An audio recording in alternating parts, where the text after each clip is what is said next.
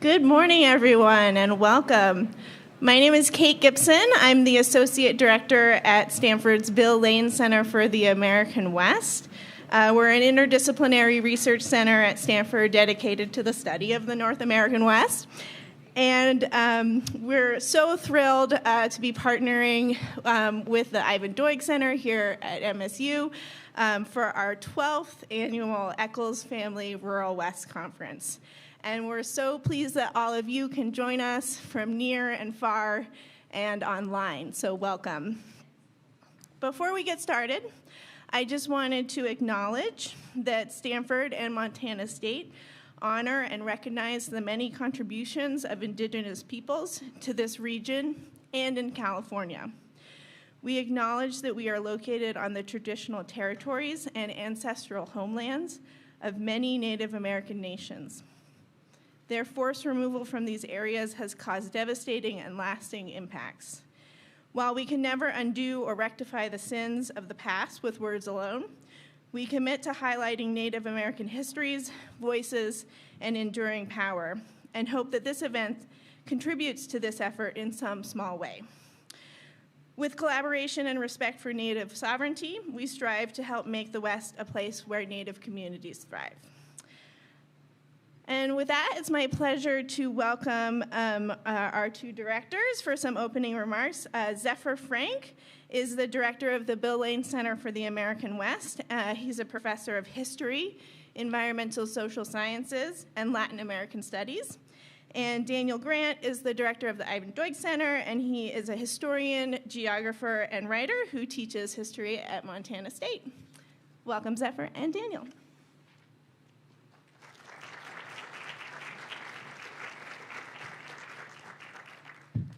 Thanks so much, Kate. Welcome, everyone, to the 12th Annual Eccles Family Rural West Conference, Beyond the Range, Exploring Rural Horizons in Montana and the Intermountain West.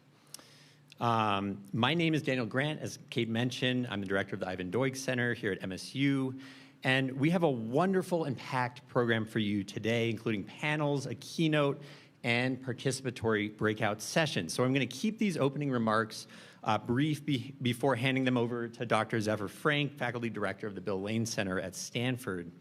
I want to start by thanking Dr. Frank, Kate Gibson, Isaac Nearing, Tina Lathia, and all the staff, the whole entourage of Stanford folks at the Bill Lane Center for inviting us to partner with them on this conference. And I am fully sincere when I say that they have been a dream to work with, and I hope that this is just the beginning of our collaborations between the Lane Center and the Doig Center to come. I also want to thank my staff here at the Doig Center, Anna Verhaeg, and our student intern, Riley Peterson, our Dean of the College of Letters and Science, Dr. Will Thomas. Special thanks to the Eccles family for their incredible and enduring support of this conference year after year. And I also want to thank all our speakers today and you all for being here. This conference would not work if it weren't as participatory and generative and well attended.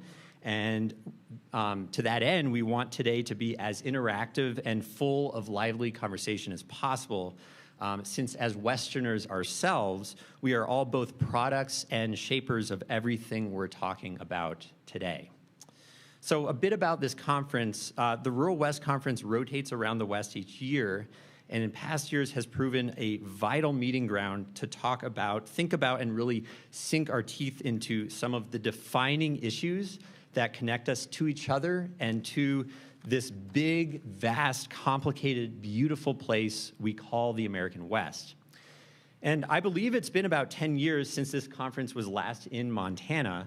This is the first time that it's been here at MSU in Bozeman, and so it's an honor to continue this legacy while at the same time serving as a first in that this is the first time this particular group has gathered here today, and this is the first time this conference has been located in this place. So a bit about myself. I'm a Western historian and writer. I think a lot about stories of change over time and place. And in 1890, the US Census Bureau made a provocative statement that explains some but not all of why we're all gathered here today. The American frontier, an area defined by a population density then defined as fewer than 2 people per square mile, was declared dead. Again, this is in the year 1890.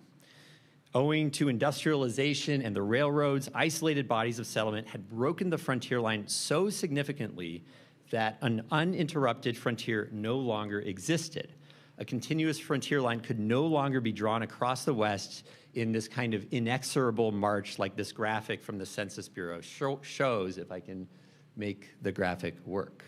A few years later, in 1893, a then little-known historian named Frederick Jackson Turner proposed his frontier thesis, which argued that, quote, the existence of an area of free land, its continuous recession, and the advance of American settlement westward explain American development, end quote.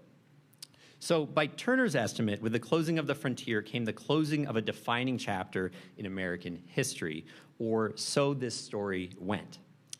Even by 1890, when the US Census Bureau declared the American frontier closed, the very title of this conference, Rural West, might have seemed redundant. After all, wasn't a major part of the very definition of the West its character of rurality as measured by population density and or distance from a major urban center. Of St. Louis and San Francisco, not a single city west of the Mississippi made the list of the top 10 most populous metropolitan areas in the nation at that time.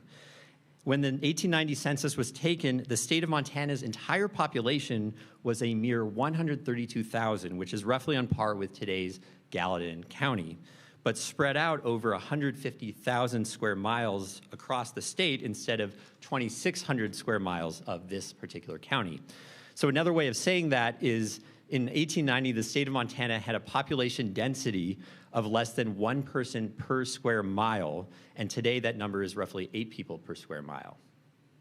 So by the 1890 census definition then, Montana should not still be a frontier state. And yet, you may be surprised to learn that many counties in Montana are still officially considered frontier counties, at least by today's frontier definition of a population density of fewer than 6 people per square mile. Can we go back to that Montana county map, if possible? There we go. But not all counties are equal. Here in Gallatin County, that number is roughly 49 people per square mile and rising fast. But that number is only a fraction of Billings' population density of 2,700 people per square mile. And in terms of least populous counties, Petroleum County, in the middle of the map here, is holding steady at 0.3 people per square mile. And although the frontier definition may hold true, it is also true that Montana and the Intermountain West generally is home to some of the greatest wealth and wealth disparities in the country. Just because a county is considered rural does not mean it's under-resourced, and just because a county is considered urban does not mean it's adequately resourced. These stories are not captured by seeing rurality simply in terms of population density, and I think our politics reflects this complexity. Nor can these raw numbers capture the suite of other questions and the stories that answer those questions that get at the heart of why we're here today. Why do people move to some places and not others? What does and doesn't count as a resource? Who has the ability to move and why? What economic, cultural, environmental, and political impacts result from and in turn determine who lives where? How do tribes who've been here for a very long time assess the in and out migration of people that has been explosive in some areas, steady in others, but relatively recent in comparative terms? What are the human faces of these changes over time? In other words, what value, if any, might there be in thinking of Montana or the rural West generally as still a frontier? Many historians have spilled a lot of ink critiquing the frontier thesis in a lot of important ways. I'm not here to rehash their arguments, but suffice to say that there are many other ways of looking at the West beyond a frontier framework, and I want to propose that maybe the frontier framework doesn't fit anymore, if it ever did. After all, the rural West is and always has been a diverse meeting ground, a space of mixing and intermingling of multiple peoples and cultures and landscapes and economies coming together with sometimes surprising and counterintuitive consequences. The issues we're discussing today are legacies of Western pasts that are anything but singular and anything but linear. And so we might think of this era of the West as what scholar and author Naomi Klein calls the age of consequences, an era of collective reckoning with the impacts the past century and a half of developments have had on the air we breathe, the water we drink, the forests and energy resources we depend on, the industries in our towns and cities, and the civic and political ties that bind our communities to one another and to the land. For a long time now, people have been talking about and prognosticating about the future of this new West, but are also living in it and actively shaping it now. And so each consequence is also a cause, each cause is also a consequence. And Montana, by virtue of displaying the dynamics of this tension between past, present, and future, is fertile ground for thinking about the next chapters to come. And so with that, I want to hand it over to Zephyr Frank, who is going to give us a more zoomed in and granular view of these broader dynamics in Montana. Thanks so much. All right. Good morning, everyone. It is absolutely wonderful to see so many people here today, bright and early. We have a fantastic program on tap today, 3 different panels. We're going to be talking about politics in the rural West, with a particular emphasis on Montana, of course. We're also going to be talking about the concepts of stewardship. Now, how do we think about stewarding resources, land, access to water, things of that nature, not only for this generation, but for generations to come. And we're going to be talking about communities and how are communities being revitalized and transformed here in the region and more broadly. So we have a wonderful program on tap. It's absolutely fantastic to see so many people here. I want to echo all of the thanks for the staff and the speakers who have so generously given their time to be with us here today. And I think without further ado, let's get started. We're going to start out talking about that uncontroversial topic of politics, I believe. So thanks everyone again for being here. Really looking forward to a great day learning together and building connections. So this is only the beginning.